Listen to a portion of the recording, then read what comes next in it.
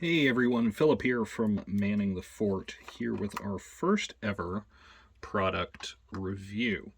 And that is for the Monument Hobbies Pro Series brushes. So as you can see here, I've got Pro Synthetic. Actually, I have two of the Pro Synthetics, but one of them hasn't been used yet. And the Pro Sable. These five brushes here, the two size 6 synthetics, and then the 3, 1, and 0 sables are what they're marketing as the Sam Lenz weapon rack. And these I acquired recently as a gift, not from Monument. They were paid for and then gifted to me by my brother. So shout out to my brother. And I just got done with a big painting project, so I'm going to be cleaning them with some Masters brush soap. But I want to talk a little bit about them and give you an idea of what you can expect if you decide to purchase them. And I will say up top, I am already a big fan of these brushes. And depending on what order I release things in, I may have already talked about this a little bit, but the biggest surprise for me out of this brush set was these guys. The big honkin size 6 synthetics. And when I say big, I mean they're the biggest brush I've used in a while, frankly. But they've been very, very good to me. And there's a couple reasons behind that. One, because they're a big brush, they've got a big old belly in there. And so that is going to hold a lot of paint. If I can get my focus nailed in here, maybe. But you can see, like, that's going to hold a lot of paint, which means less going back to the palette. Two, for a big brush, the tip is surprisingly sharp. It's comparable to much smaller cheap synthetics that I've used in the past, but it has all those advantages of being a big brush. That, and I think with it being so big, so thick, it's hopefully, especially when you use things like this with it, it's going to be less prone to hooking, where, the tip of a brush literally over time just kind of does a little bit of that action. The other thing I really like about this is what Travarian would call the snap of the brush. So the springiness of it, its tendency to want to bounce back. And you can feel that tension, that springiness, even as you're pushing down on it. And I like a fairly springy brush. And these definitely fit the bill. So that's the big synthetic. Now let's look at their sables, and gosh, yeah, I don't know if you can see that, but this guy definitely needs a little clean.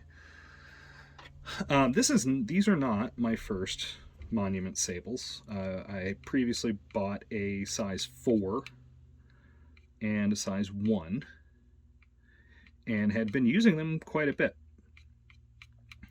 And one thing I'll say about these is their body, their belly of the brush, the part down here, kind of right in the middle, isn't as big as some of the competition. So that can be seen as a downside because, like I said, on that big size 6 synthetic, a big belly on the brush means fewer trips back to the palette. But these are plenty, I've found. And, again, they come to a lovely, sharp little point. It doesn't want to focus on something that small, but that's okay. So, this is a size 3. For comparison, I've got a Da Vinci Series 10 size 2. And this size 2 used to be my absolute workhorse. But you can see the point, and now this one's worn down, so don't judge the point on the Da Vinci against it. But the point on this Monument size 3 is actually finer than the point on this Da Vinci size 2. And it's longer. It's got a bigger belly. But if you were comparing this to like a Winsor & Newton, Winsor & Newton's going to have a bigger belly. But the other thing about these Monument sables in particular is the price. They are a lot cheaper than a Raphael 8404 or a Da Vinci Series 10 or a Winsor & Newton Series 7. I think they're even cheaper than a Rosemary & Co., which is kind of the go-to budget alternative to a Winsor & Newton Series 7. The other thing is they're easier to find.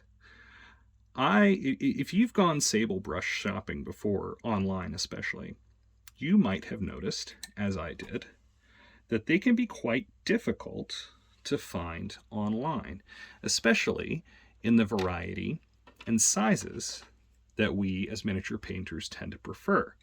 The little guys from, size 4 down to size 0.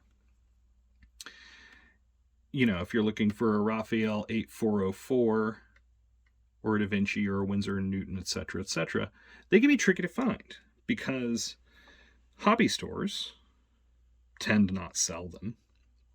Art stores tend to have their stock bought up by people like us. And when you can find them, you can often spend $15 or more per brush for, say, a size 3. The smaller ones are cheaper. There are fewer hairs involved. Kind of makes sense. But they can be hard to find and they can be expensive. Especially since all of those brands, I think, that I've mentioned are from outside the United States. Da Vinci is German. Winsor & Newton, I think, is British. Raphael is Italian. None of them are American. Monument, well, it says Germany here, which is where they are manufactured. Monument is an American company. So if you're in the States, it's a lot easier. Shipping is a lot less of a hassle.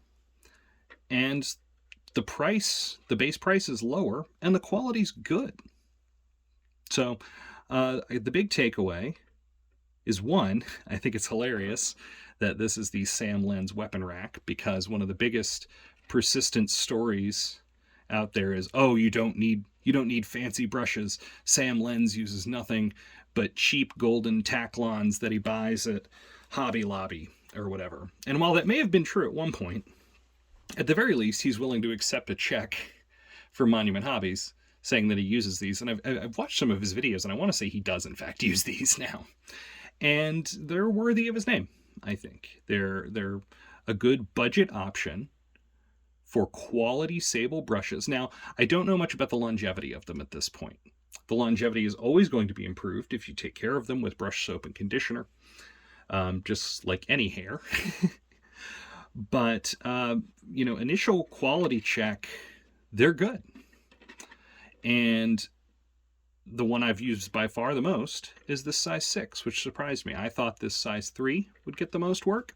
Really, I've really only gone to the size 3 for some details and things, because the size 6 is good enough for a lot of the heavy lifting that I would normally use a larger sable like this size 4 from Monument on. So, and I think as a general rule, we use brushes that are too small. So this is a nice way to make it easy on yourself to get into using bigger brushes, which will help you paint faster. And if those as long as those big brushes have good tips, you'll still be able to paint to a high degree of quality while doing it a lot faster. So, yeah, I guess that's all the big takeaways. The one that got the least use was this size 0, because really the only thing I use a brush this small for is like dotting eyes. The one got a little bit, like when I was trying to highlight maybe, some cheekbones or something like that. But the 3 was mainly the detail brush, and the 6 was surprisingly good for most other applications, including basic highlighting and that sort of thing. So, final verdict, thumbs up for the Monument Pro Series brushes. I think the Sam Lenz weapon rack set here may be out of stock. It comes in and out a fair bit. They've gotten a lot better about their supply chain. I am a big fan of Monument Hobbies products. I've been using their paint for some time, and here I can keep pulling out Pro Acryl if we want. I think this is honestly arguably one of the best paints on the market. I think for the money, it is 100% the best paint on the market, but I'll go into that a little bit more later on. So yeah, if you're on the fence, I think this set retails for about $50 US, which for 5 brushes of high quality is a really good deal.